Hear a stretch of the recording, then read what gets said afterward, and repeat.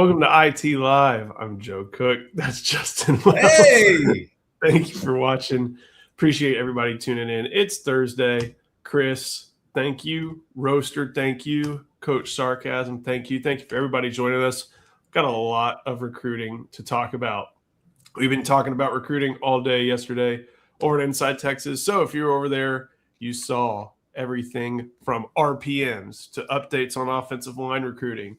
This morning, you saw updates on linebacker recruiting and even another RPM. So make sure you head to Inside Texas. Use that first link in our description, or you can use this QR code that I'm about to bring up on the screen. 50% off gets you Inside Texas, gets you on 3, gets you Rivals. Been bringing it all week over there on Inside Texas. So make sure you come and join. Justin, it is, that is a shirt. I like it. The good old fashioned tee for the.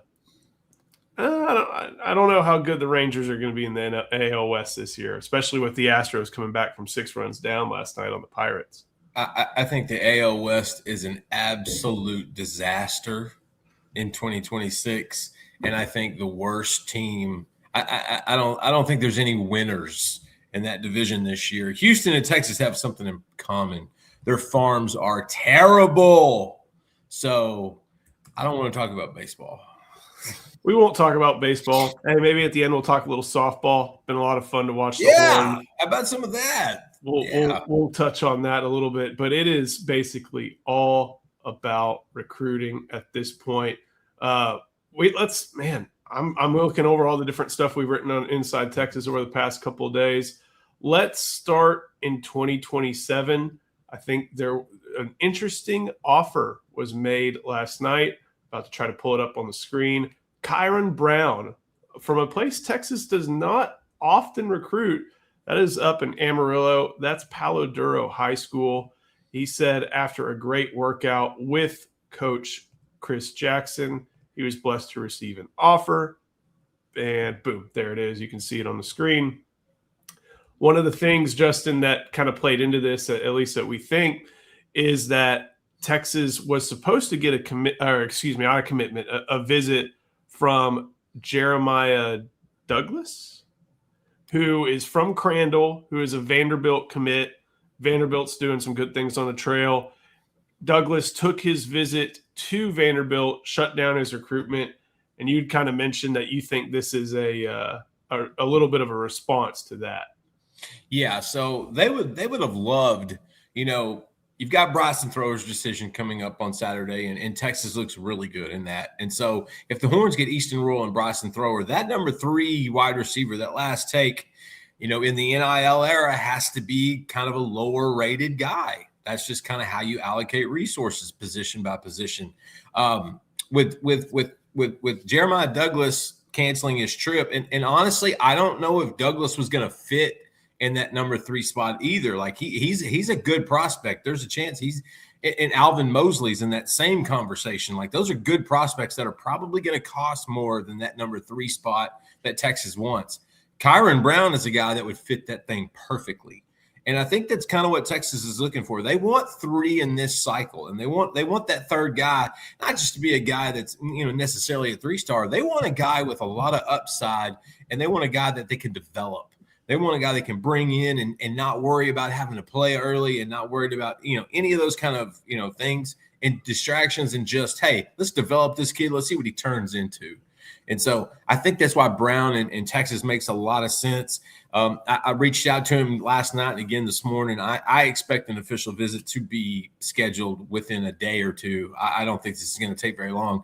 But, yeah, this was big for Brown. This was big for Texas because they got to get 3. They want 1 more. They want 2 more. They look good for Thrower. It looks like Brown might be that third guy that they could bring in. And we had reported, I think, literally the other day, the day before, on Tuesday, Monshan Sales has told Texas when he would like to take his official visit. Texas is still involved in that recruitment, but you've also mentioned on this and on Inside Texas plenty just how it would be a tough buy, not a tough sale, but a tough buy to get Royal, to get Sales, and then to also include Thrower into that mix as well.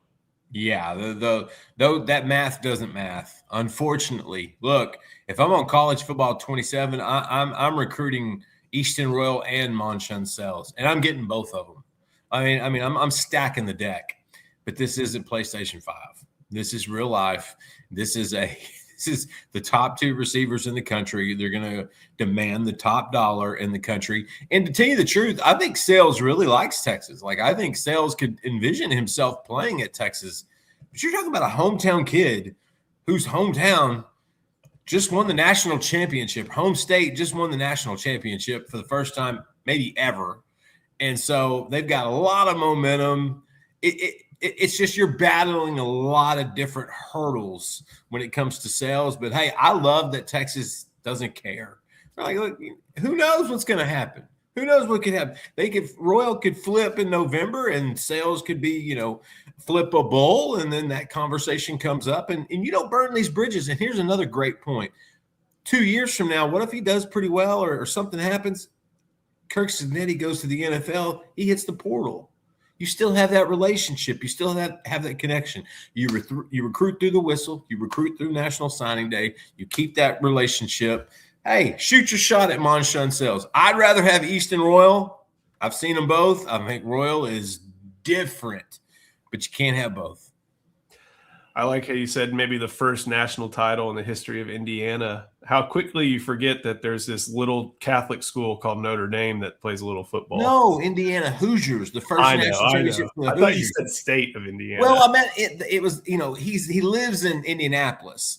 They didn't win it, but the team, the college in Bloomington did. I wasn't trying to. I got you. David Rawls. It's Thursday morning, Joe. I know. David Rawls, like that you're bringing this one up. What's the word on Izzy Hammonds? Love his film. That is a Choctaw, Oklahoma linebacker. And Justin, you just wrote about him earlier this morning. Yeah, I talked to him last night, and you actually helped out with that story as well. And so, it looks like Izzy Hammonds is down to Texas and Oklahoma State. He is one of the top linebackers in the country. I think he's number 11 or 12, something like that. Okay, I see it right there. Rivals has him at, I think, 16. He's a good-looking kid. Will Muschamp's been in contact with him as of late. They like him at Mike.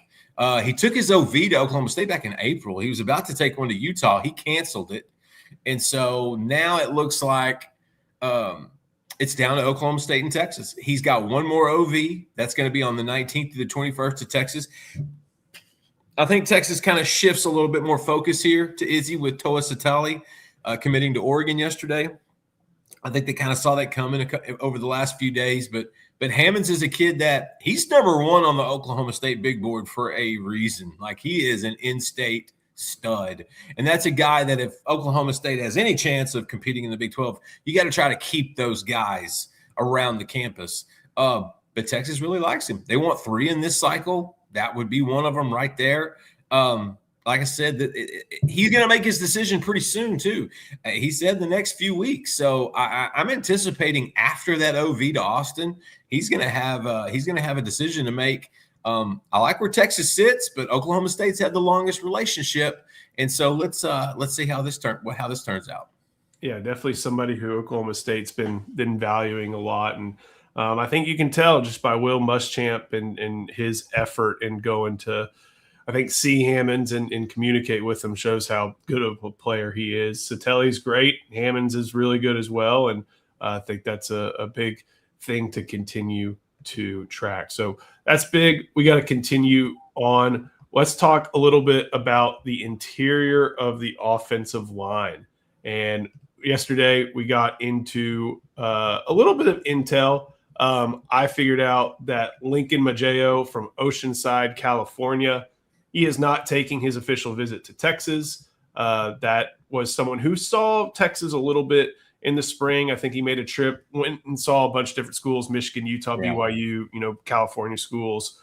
That's kind of where his focus is right now.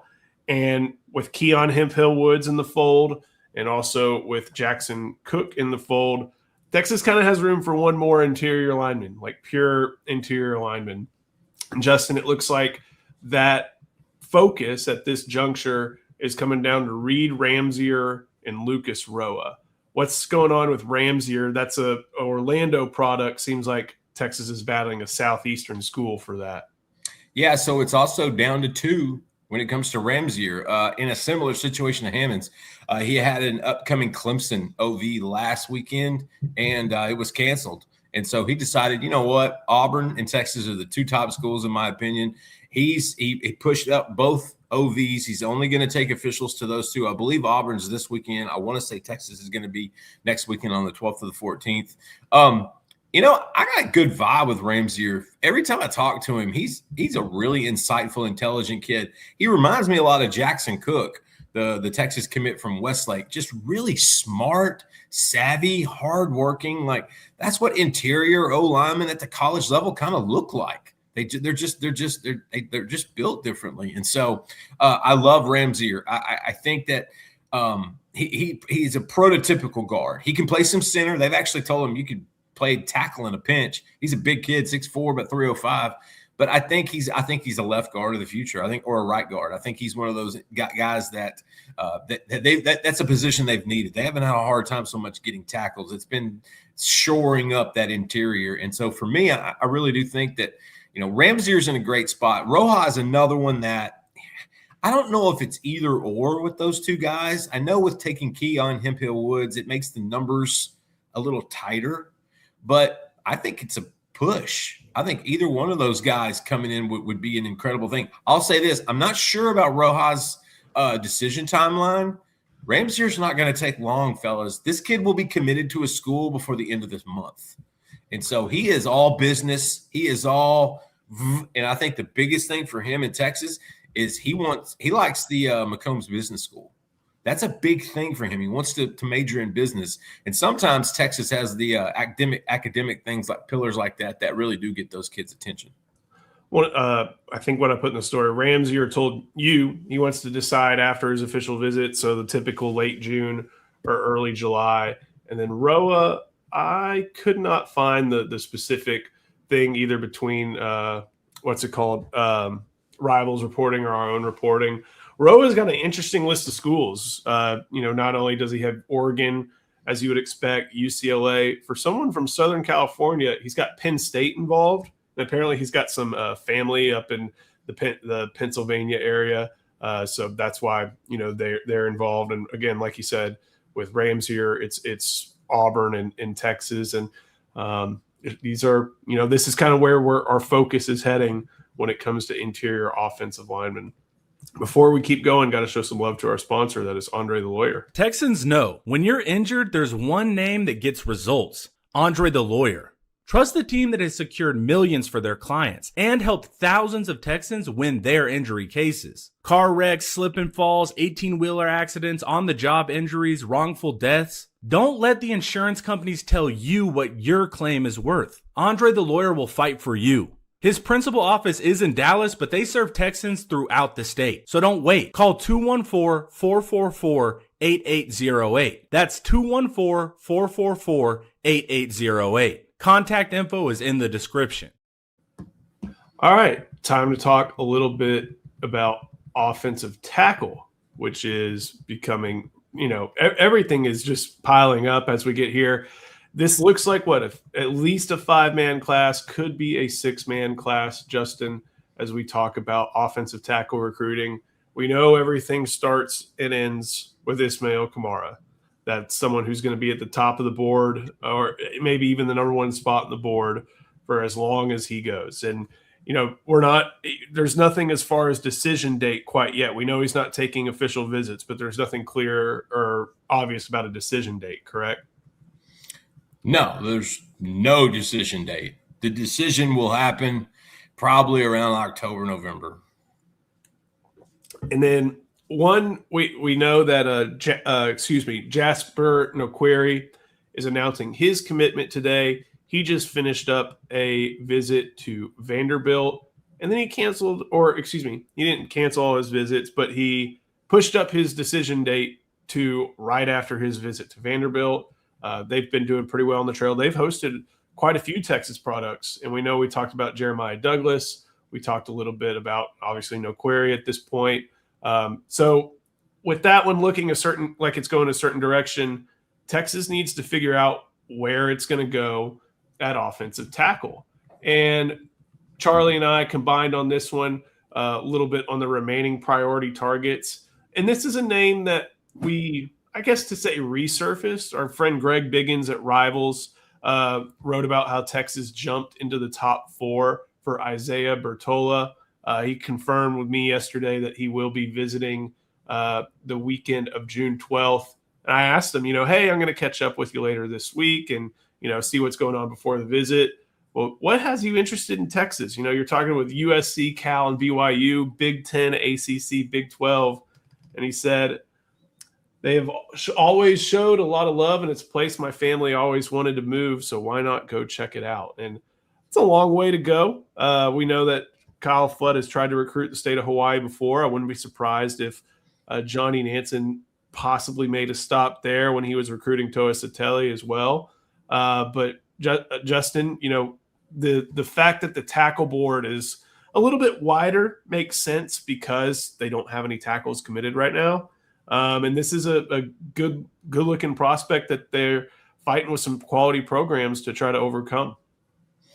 I think it's I do think it's a little more obvious than that. I think we're going to see 3 tackles in this class. It doesn't make any sense otherwise. They have Kamara and Swanson as 1 and 2. That those guys are locked in. So they're going to take a third.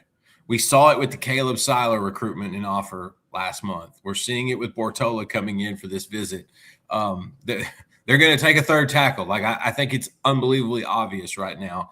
If any of these guys, but specifically this guy is your third tackle that you take, I think you're cooking with gas. Like I think this is a good thing.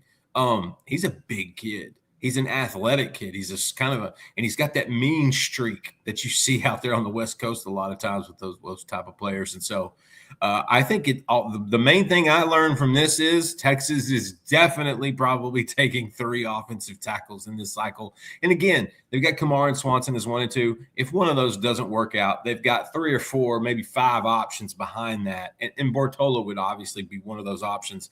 But this recruitment tells me they're taking 3.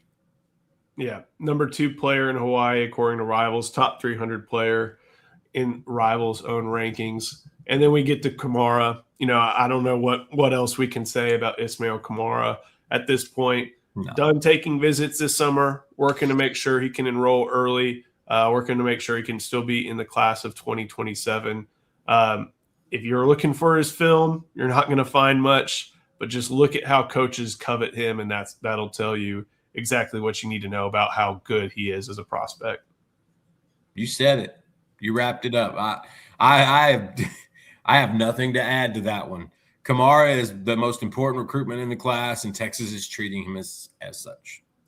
Then we get to, as David Rawls was asking, Brian Swanson.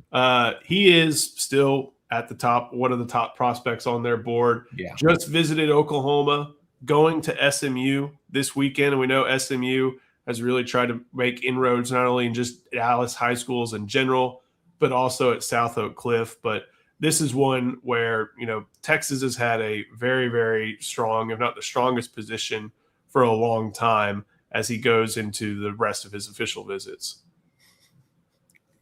I'm shocked he's not committed to Texas yet. Like I'm genuinely, and nothing shocks me in this market, this industry anymore. I am genuinely surprised he's not committed to Texas right now. I can't tell you how many times we've heard from him or from someone close that, hey, it's getting close. We're getting ready. And it didn't happen. But you know what? Texas doesn't care. They're not pushing him. They're not pressuring him. They want him to make the decision on his terms, on his time. And the Horns have so many inroads and connections at South Oak Cliff. SMU is a school I would actually watch because Kyle Ward's there. And they recruit really well in the city of Dallas. And they've got a great program to begin with. And so I've watched SMU a little bit. But, again, I'm genuinely shocked he's not committed to Texas right now. If you would have bet me in January that Swanson wouldn't be committed in June, I would lose that money. I think I found some rivals reporting from December that said he close to a decision. And yeah. It's like Brock Williams. Yeah. Brock Williams was ready in December. He drugged that joker into May. Swanson may drive this. Now, I'll say this. I don't think this plays out past the summer. I think he will have a decision in June, in August, or August at the latest. Yeah, most of these prospects go through kitchen table time pretty early. They have an idea of what their top finalists are going to be, and once that last weekend in June comes around, things are a little bit limited with how much more they can actually learn. So I think a lot of prospects have a good idea of where they're thinking heading into these visits and what the next step is. And then we got to talk a little bit about Caleb Seiler from Gunter. Eric loves this prospect.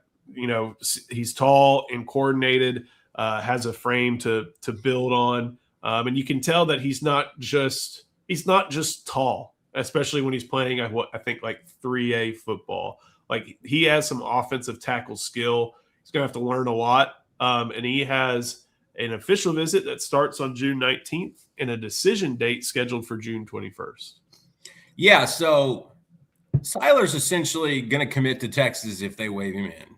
Like this is a no-brainer. Like and he'll tell you that. He'll openly admit, I love Texas. This is a dream school.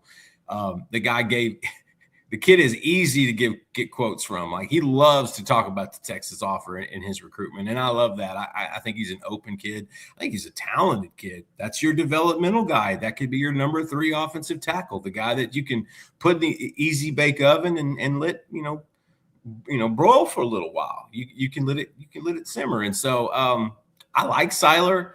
I see a guy like Bertola, and I see Seiler, and I think Texas is going to be in good shape with whatever number 3 tackle they take. Going to be fun to track these guys as I try to get this off a screen and find some more recruiting news. But I like this question from Ryan Nelson. Do you think TCU or Baylor was more affected by the new era of college football or college athletics in general? What year are you pointing to as your line of demarcation? Because TCU went from limbo multiple times to now a power conference. They're in a power conference. They played for a national championship. They got drummed, but they played for a national championship. That may be a little bit of a different era just because we're almost 15 I think years. He means NIL. Yeah, I think we're 15 years past realignment. Yeah, and you clarify here 2023 and on the NIL era. Ooh, I think it's Baylor, and I think it's negatively affected. Oh, they're both negatively affected. The thing with TCU that they have is they are in the FW part of DFW. That is always going to be an appeal. That you can come home, and if you went to Prosper, or if you went to Cedar Hill, or you went anywhere else, you can go back home to TCU, and then you are going to play a schedule that features at least 1, 2, 3 other Texas teams and one team that's about 4 hours north of you. If you go to SMU or if you go to Baylor, you're in Waco, and that's just different. That is way different than saying oh, I'm coming home back to DFW. That's why SMU does so well in the portal. That and having the financial might behind it. And that's why TCU has seemingly done okay in the portal. So I think that Baylor was more negatively affected. I'm curious to see though what happens because they have wanted Dave Aranda to succeed. It just hadn't happened since that 2021 season or 2021 season when they won the Big 12. Yeah, 21 or 22. They have invested into that program. Remember they had the We Pay Players shirt. It hadn't worked. So I don't know. They also had the CAB shirts. So Yeah. I mean, I think it's a good question, but honestly, I think it's a push. I think those are two of the schools that are lower than that. They were always going to be lower than your bigger in-state schools. And I think the NIL era is just doing exactly what we thought it would: separate the haves from the have-nots. Listen, Baylor found some magic in Art Briles, and they went on and won the Big 12 a couple times, made some nice little runs, played some nice bowl games, were a video game to watch on television.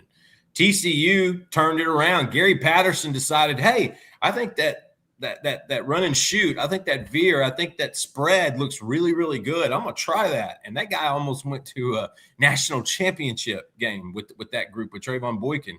They both had their flashes in the pan over in the 2010s.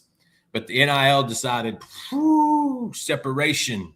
And so, it's funny. I think they could both be looking for new coaches at the end of this season.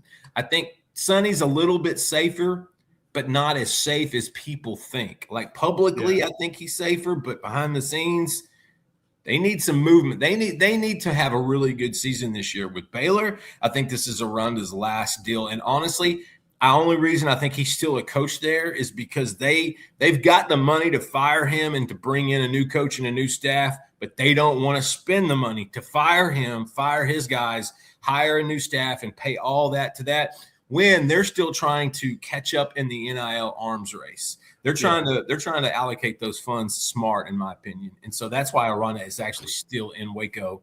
How much longer remains to be seen. That's a basketball school. They're always going to focus on hoops in that school. But I think they're a push. I think they're basically mirrors of each other. Only difference is Fort Worth's a much cooler place to live than Waco.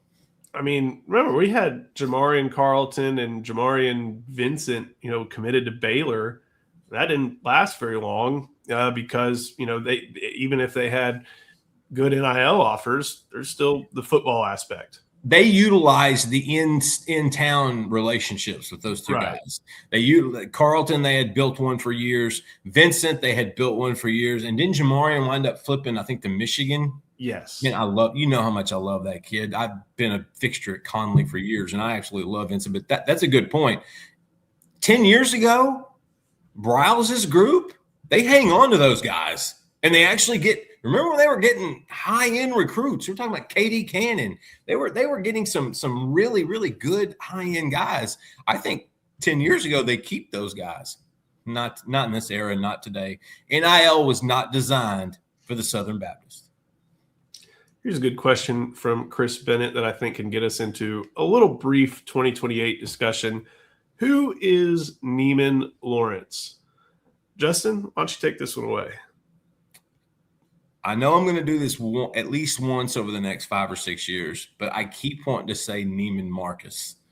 And I know that sounds goofy, but I don't know. I grew up in a family where they talked about that a lot. Who is Neiman Lawrence? I think he's going to be the next committed quarterback at the University of Texas, if I'm guessing. About 6 foot, 6'1", 205 pounds, pretty strong guy. Kind of has the build of a Jalen Hurts in a sense, but a much, much, much better passer. He's pretty polished. He's pretty salty. He came out of Miami Northwestern, so he's seen competition his whole life. He's at American Heritage now, where Diabell was throwing the pill a couple of years ago. He's got a decision date, Joe. I don't know if you'd heard. It's June 25th, and he's 28. He's not a 27. And what does Steve Sarkisian usually do with quarterbacks 2 years in advance? They usually get one that summer. That's usually their plan. And I think that's what they're doing here. He's 72 hours coming off of a visit to Texas where he threw at the elite camp and threw really well. You know what I'm impressed with him? He came last summer to the same camp to earn his offer. Threw really well, got his offer. Everything was great. He came back this summer and did the same thing. He's already been offered. He already has the opportunity to play at Texas. He didn't care. He loved doing it so much he wanted to come back and compete again. If you didn't think that makes Steve Sark just go crazy and AJ Milwee, think again, man. That's what they want at this position. They look for an alpha male, okay?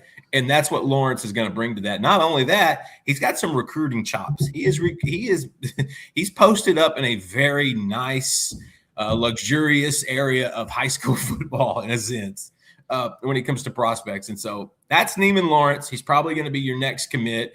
It's going to be down to Texas, Notre Dame, and Miami. I really think Texas leads here. I think Notre Dame will come in a very, very distant second. And I think Miami has decided they don't have the chops to stay in this recruitment and kind of bowed out in a sense. So we'll see on June 25th. We're talking official visits. That's the most important thing right now this month for 2027s. But when you can get the number 6 quarterback in the country, 4-star, when Sark starts looking and identifying quarterbacks, get your bearings set because things are about to happen.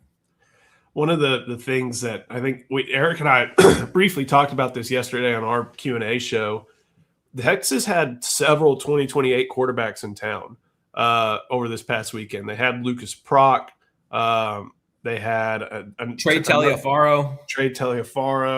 They had the kid from Hawaii. CJ Cypher at 2029 at Carrollton, Georgia, who threw that pill well. They had several in the 2028 class, and there were no new 2028 quarterback offers that were given out. And I think Neiman Lawrence coming back, throwing again.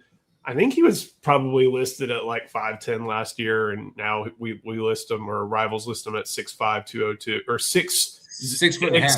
He's right there with Sark. 6.5 inches. Right. If you see them stand up beside each other, he's a little bit of a hair over Sark. Honestly, I think this was the number one guy, Joe, from the very beginning. And I think Sark wanted to see one of the other 28s take it from him. I think they were given all the opportunity they can to come in here and do as best they can. And they made it. Some of them did pretty well, just not good enough. So this will be fun to track. I know it's early for 2028s, but quarterback's always the position I try to make a little bit of an exception for. Going through some of the other recruiting notes that we had up yesterday before we kind of just pieced through the official visitors list. We went over interior offensive lineman. We went over offensive tackle. While I'm pulling that up, Justin, did you see who the high school cover boy for Dave Campbell's was? Yes, I did. Hey, it's funny. I got a handful of text messages the day that Dave Campbell's cover came out. I usually don't get any messages in that regard. I had made a wild prediction that I thought Arch Manning would be on there, but my man Mike Craven at DCTF told me they have never ever put a college player on the cover that wasn't from Texas. And I thought, okay, that's a really good point. I had never thought about that. Ricky Williams was stumped his Heisman year. They kind of ignored him. And so I got you. Okay, that makes sense. The most marketable athlete in the last 20 years. But hey, you do you. I get it. It's a booster. You put a booster. I know. In the NIL era of paying kids that you can't even pay in Texas in the high school level. States and some of these other states, they can pay kids the high school level. Texas can't. So you put a booster on your cover. You thought someone went through a process and thought a booster was a good idea for a cover for high school football in college. A booster. And I'll say this too. I don't even know who number 13 is. The linebacker. I think he's a linebacker for Texas Tech. I don't even know who that is. But you can tell by the graphic, that ain't the first guy they had in there. Yeah. It looks like if you could kind of look at the graphic design, which is my passion, you'll be able to see that it looks like a quarterback was the original guy on the cover. And now I'm wondering why they wouldn't continue with that. Like, who was that quarterback that was going to be on the cover with a booster and a coach and oil derricks and all that fun stuff that they're doing out in Lubbock? I got to tell you, you set that up and put it on a tee for me, Daddy, because I don't know what direction we're going in, but we're off the road. But the high school cover boy, you saw who that was, correct? Landon Williams-Callis. And you know what? It said the legend begins. That legend has already started. That by the end of his senior year, and that he's the infold. Okay, yeah, that's a cover, but I'm not buying the double cover, triple cover, commemorative cover. There's one. But you got to give Landon Williams-Callis his love. That kid's going to wind up playing at Oregon or Texas A&M. The Horns are going to try to get him in for an OV, but even if they do, that's going to be quiet. But, man, I love it. I think he's so much fun to watch. He is like I don't know if you remember that show, the cartoon, the Gummy Bears, and they would just bounce and bounce and bounce, and they could just move. Their agility was crazy. That's Landon Williams-Callis. He's going to end his career as one of the most prominent running backs in the history of Texas high school football. He got the inside cover. That don't make up for the outside cover. Oh man, I every time we talk about him, and it stinks we're not talking about him more. It's like his highlight tape is 15 minutes long, and it's just pew, pew, pew, just running through, and that's not all his highlights. Yeah, and I've seen some discussion about like greatest high school football players, and he's definitely already in the conversation for running back, especially with the accolades Richmond Randall has already brought home, the titles they've brought home, and things like that. We're bouncing all over the place. We'll get back to the official visit in just a second. Good question from Chris. Who is Lincoln Garcia? That is Texas' first edition, at least I think so, first edition in the transfer portal for baseball. I think they've only had one loss, and it was a player who was redshirting and playing in the outfield. They brought in Lincoln Garcia. He was an all-freshman Big 12 player from Texas Tech, middle infielder, could end up playing third, I believe. Short and third, I'm told. Yeah, and someone who is a pretty high-end draft prospect for the 2027 draft. I guess his age works out that way. Texas Tech has really fallen off in baseball because I don't think Tim Tadlock likes using the NIL money that is available probably to a lot of Texas Tech athletics. Football, basketball, and softball uses it, but for some reason it hadn't worked with Tim Tadlock, and it used to work really well because they made a bunch of Omaha trips. That program has fallen on interestingly hard times. But Garcia brings in a good get on base and contact bat. Third base, left side of the infield, helps make up for whatever happens with Borba, with whatever happens with Rodriguez and Mendoza. All those guys got to get a cough in. What's his walk-up music going to be? I don't set know. you up on this one. Come on. Oh, Lincoln Park. Yeah. Well, it's got to be one step closer. Yeah. It's got to be one step. Man. Every time I was reading that yesterday, I kept wanting to say Lufkin Garcia. Oh, my gosh. So this is, expect to see Texas be a prominent destination for There's some guys coming in this weekend, right? Say again? There's some guys coming in this weekend. I think guys are expected in this weekend. Notre Dame, Dino Waters. Dino Waters, baby. Carson Tinney's doing some work in the background for that cat. Big outfielder from Notre Dame. And then there's another, I know his last name, Suter. Evan Veith has written about that extensively over at Inside Texas, and we'll have that covered pretty sharply. All right. I think I know what I'm about to pull up. It's time to talk a little bit about each official visitor. This is on. It may take a little bit of editing at this point, considering one of the guys that's on here. So before I get that up on the screen, because I don't think Toa Satele is going to be taking his official visit to Texas. But let's start at the top. This is a big defensive weekend. There are not very many offensive players taking official visits to Texas this weekend. So defense is the priority, and there may not be a bigger defensive priority, Justin, than John Meredith. John Meredith, Marcus Fakatau, Kasai Curry. You're right. This is the defensive weekend. It's big for John Meredith because he's essentially down to Texas and Texas A&M, and Texas has had a lot of good vibes from him in the last couple months. I even think there were some RPMs that went up, or some quasi predictions in a sense. But he just came off of an official visit to A&M, and they checked every box, man. There was a reason A&M was leading this recruitment for a long time. They really built a strong rapport with him. Mike Elko has taken over this recruitment. He's the primary with John Meredith right now. And if you've ever seen that kid play corner, your head coach should be your primary on that guy. Texas is all they did was just, they're playing the long game. And I know you hear us say that a lot, but they really are. They were never pushing Meredith. And I think that's one thing that helped them against Texas A&M, because back in the spring, A&M wanted him to wrap it up. A&M was ready for him to be done. This is not a recruitment that's going to be wrapped up in the spring. I don't think this thing gets wrapped up in the summer. I bet I wouldn't be surprised if he has a commitment date in the next month, and that doesn't matter.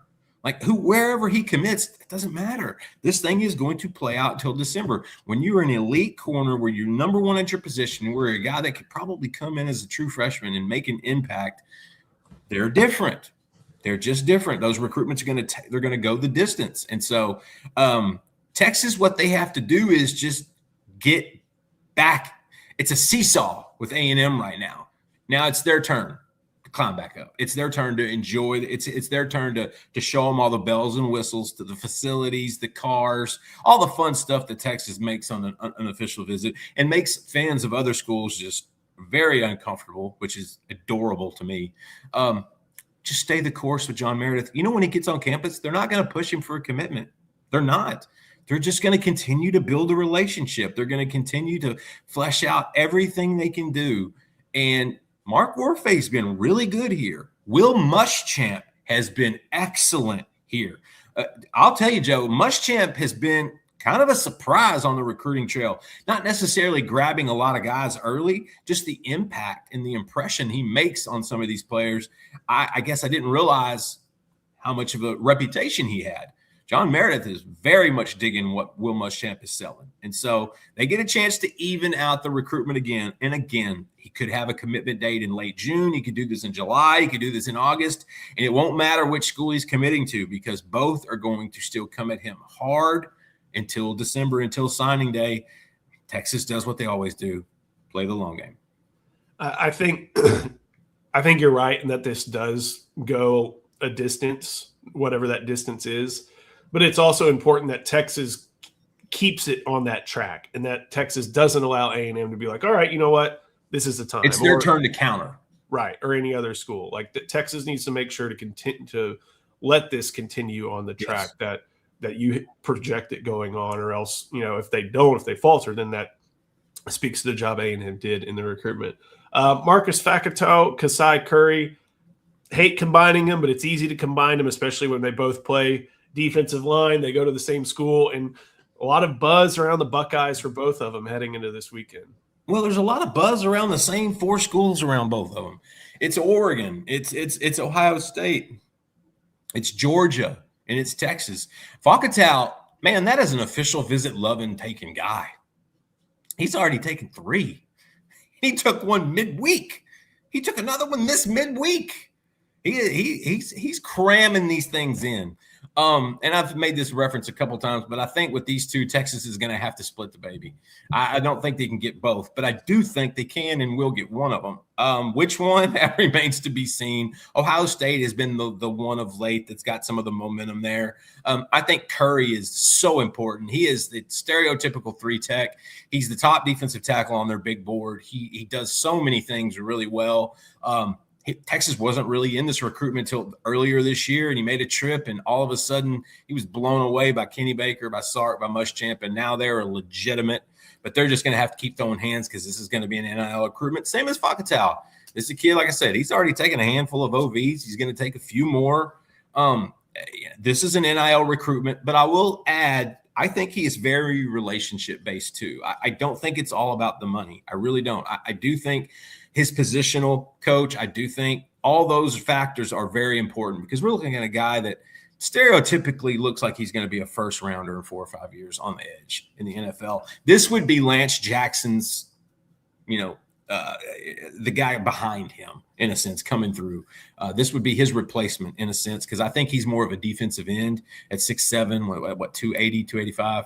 So Yeah, both these Sierra Canyon kids are fantastic. Richard Wesley's doing some work for Texas. He just went back home for his high school graduation, and he videoed him and all his buddies, going through it.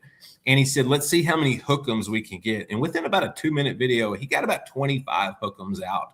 He was throwing them everywhere. Richard Wesley is secretly really helping Texas kind of keep into this relationships and keep in with these recruitments. Both are fascinating. Both mirror each other. I can't wait to see which one Texas gets, because I do think they'll get one. I don't think they'll get both. Other guy on the screen, we actually had some insight on him pop up today from Eric Yes. Jabarius Garor from Mobile, Alabama, Vigor High School. And this is one that we've heard Auburn a handful of times in our discussions today. We've heard Auburn sell early playing time a handful of times in our discussions today. Texas has Derwin Fields and Cam Hall committed in the class. They're looking for another, and this is apparently where they have their target set. Texas has been in a great spot, I think, with Gar for at least 6 months now, like a great spot. To me, it's been other schools that have been jockeying for position and moving in and out and things of that sort. Former Alabama commit. Auburn, I think, might be the pick right now just because it's in state, the proximity. There's a lot of good relationships he's had, even guys from the last staff that they kept, that Alex kept, that those guys have bonded. And so Miami made semi-push here recently. Auburn's making this push now. It's Texas' turn with this official visit. It's going to be Texas' turn. I think this recruitment is still finding its footing. I think Gar he committed early, and I think he felt like he made a mistake, and so he decommitted kind of right after that, and he doesn't want to do that again. So he's going to draw this out a little bit longer just to make sure, because I don't think he wants to do that again. He has a great personality. I remember meeting him during one of the April spring practices. He has a personality that kind of suits Austin. He'd be a great NIL type kid. But he's important. He's very important. Speaking of important, Jaden Nelson. This one became of very significant importance, especially with the way the linebacker board has been moving. We talked about Cade Hogg and his commitment to Texas plenty on this channel. Talked about Izzy Hammonds and Texas prioritizing him. And Jaden Nelson, someone that they would like to flip from Texas Tech, making it in this weekend. It's going to be tough. It's going to be tough. I think Jaden Nelson makes it in, and I think he makes the official. And I think this is a little agent-driven, in a sense. I mean, I think Nelson likes Texas. Texas was up on him pretty early, and then along with Texas Tech. But with Nelson, I just that one's going to be a tough flip, and that one's going to burn the most because he is the best linebacker in the state of Texas. He's one of the best linebackers in the country. Like that one's going to burn a little bit. But that's one that you got to tip your cap to Joey McGuire and the guys. They threw that big NIL bag at him early, and that's all it took. That's all it took to get him into the class, and so. I think I'm not going to say I'm doubting him making the OV this weekend because he's been pretty consistent that he wants to take this trip, but I think it's agent driven to make sure whatever Texas Tech is paying him when Texas extends an NIL offer that it's comparable or that they can use that against Lubbock to try to maybe squeeze out a few more dollars. The agents are doing the best for their clients, and that's the situation we're in right now. And I think Jaden Nelson is an agent driven recruitment. Texas 2 edge commits, Cam Hall, Derwin Fields. Anything big on those two? Cam Hall. Cam Hall might be Taquan Graham. Every time I see Cam Hall on campus, and he's there a lot, he's bigger than the last time. This kid is going to grow into a monster, and I'm not going to be surprised if he's also a defensive end as well. Like, he is just a big kid. Love to see him back on campus. He was back on Sunday competing. Yeah. He's at a camp competing, Joe. He's not only offered, he's committed. That's the kind of kid you like. Derwin Fields is another one I like how they snuck into the class. He's going to be that opposite type. He'll be more of the buck when it comes to the edge department. And then Junior, I think Junior's an underrated recruitment. Like, I think this one's more important than people are giving credit to. Like, Texas needs to find their safety in this cycle. They really need to find two, and they need to find an elite one. They've got Greedy James, and we think he's going to be corner, but he's got, the safety tools as well. But Junior Toyotopo, this is a kid that, I mean, I think he's sneaky good. He reminds me of one of those Arizona safeties over the last few years. He just tracks and smacks. He's got a lot to his game. Gideon's done a great job here. I think this recruitment is something we should be paying closer attention to.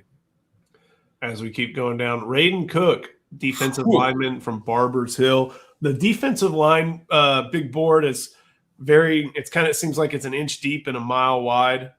Kenny Baker has a lot of different targets that he would like to bring in. Curry probably at the top, and then also one of the Texas Tech commits, the one that I'm thinking of that's his name escapes me. Oh, Kadrian Redmond, Texas chipping Big away juicy there.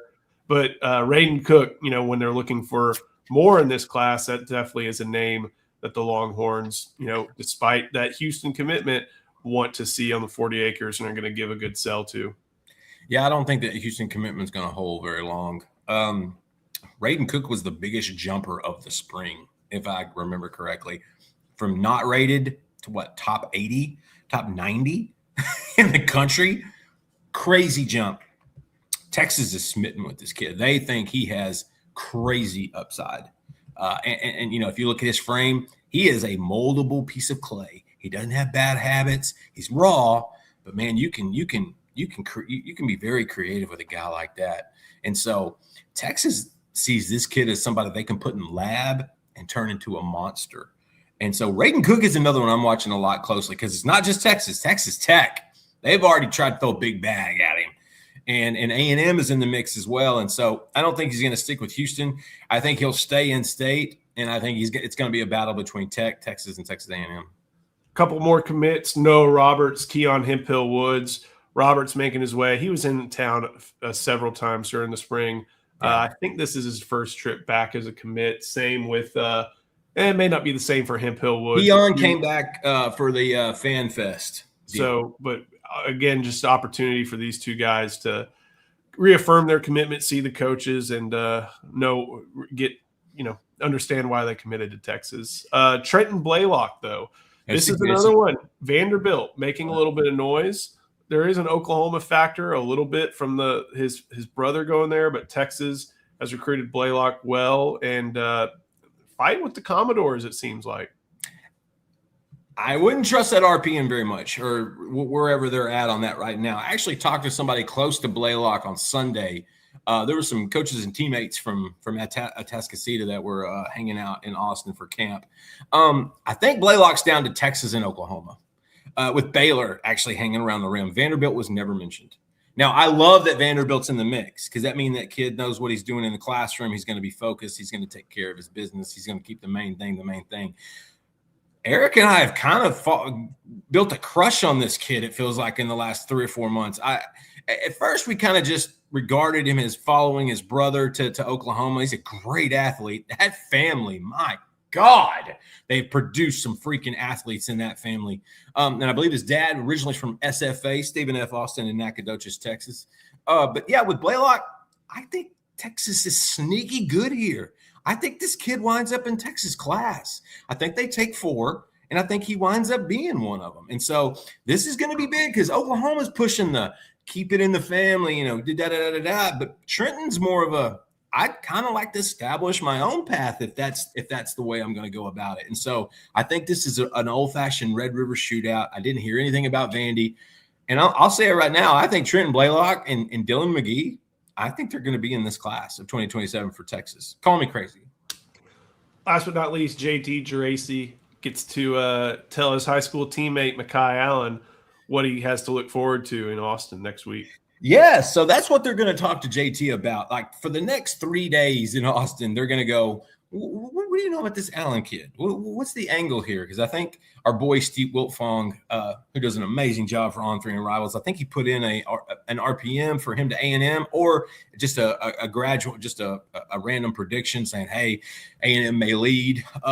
Allen's stock has kind of been rising, it feels like, over the last 3 or 4 months. And so in linebackers, a position we're watching pretty closely. Toa Sateli, Oregon. If this kid winds up going elsewhere, Izzy Hammonds becomes more important. And so and we're still talking about JT Geraci, guys. I'm sorry. We pivoted that one way too much.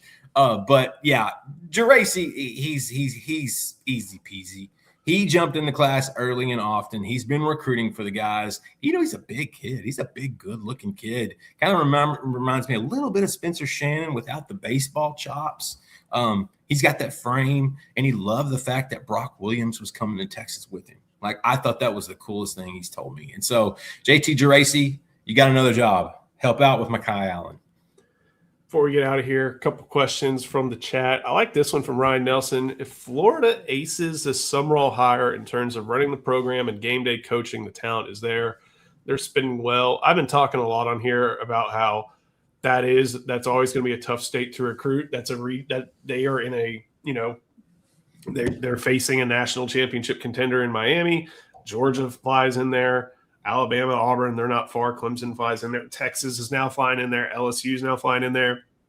But I agree. If they ace the Summerall hire, they use the talent that wasn't Billy's problem. Billy could bring in talent. He just didn't really deploy it all that well.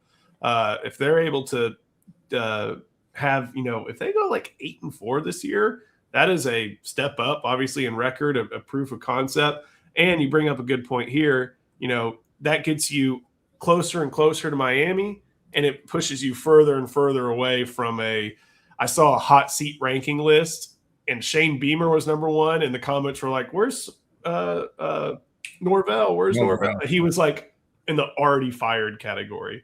So FSU's got some systemic problems at that school, and it goes not just in the football program, it goes all the way up to the athletic director and institution. It's a school that's, of the whole storyline and conversation about colleges and the lack of revenue for higher education in some cases, and people just not going to college. Florida State's right in the middle of it, and it is directly affecting the athletic department, which means it's affecting that football team, and it is affecting recruiting big time. So Florida's definitely set up well there to. I'm here to tell you, they got the right guy. Yeah, they did. They got the right guy, and I come from an era of the '90s and the 2000s. The Florida Gators were top 3, top 4 programs in the country, year in and year out. Like, I always used to compare Texas and Florida because of all sports. Like, they were always good at all sports.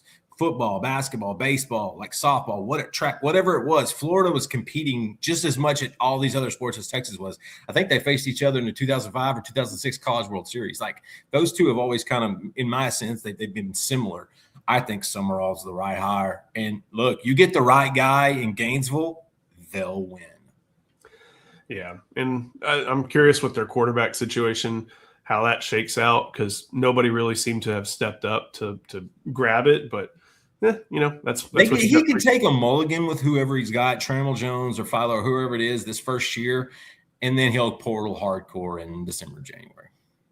He probably can do it. Justin, anything else? You ready to watch a little bit of? I'm excited for softball. I mean, it is fun watching this team go on its ride and make it to the top. And hey, I think I found my greatest comparison ever, and it's that Katie Stewart is a modern day softball Jeff Bagwell. She's got the low stance. She plays first base. She hits a bunch of homers. Like, I think I nailed it when I threw that comparison out there. Not only is it a cross sport comparison, I'm going to be a good boy. I'm going to be a good boy. I'm going to agree with you that's a good comp. She's got such a good swing. It's that compact. What she hit the last 4 games, she's hit a home run. You know why I'm enjoying the softball? From social media, because Tech starts the game off with a blast. And I mean, you can just hear the echoes from Lubbock, and it's just hilarious. And then within like 6 minutes, that lead was gone, and it was not close to coming back. And so the social media part of is the most fun for me. And plus, these girls are so good. God, they're so good. I mean, you got to tip your cap to both of them. These girls are just the highest at their level. This is fun to watch. I'm eager for tonight's game. I'm eager for game 2 of the Knicks and Spurs. I actually thought that was a pretty good first game. I think that thing's probably going 6 or 7. And then we got some baseball. That starts tomorrow, right? The Super Regional round starts tomorrow. Texas is Saturday night. So Texas doesn't start their regional till Saturday night? Yeah, they're on the Saturday, Sunday, Monday schedule, but they're on ESPN in prime time on Saturday and Sunday. There's a lot of good stuff going on in Austin. There's even more good stuff going on at InsideTexas.com. This is really the best time you should possibly join. From OV Weekend in Recruiting to intel from Texas summer workouts, we got softball, we got baseball, we have every single thing. We've even got some even more basketball stuff coming up. We have you covered in everything. Please join us right now. It's the summer sale, the ultimate fan bundle. You can get it for 50% off. We're going to give you this for 50% off. Give us an opportunity to earn your business, to earn your dollar.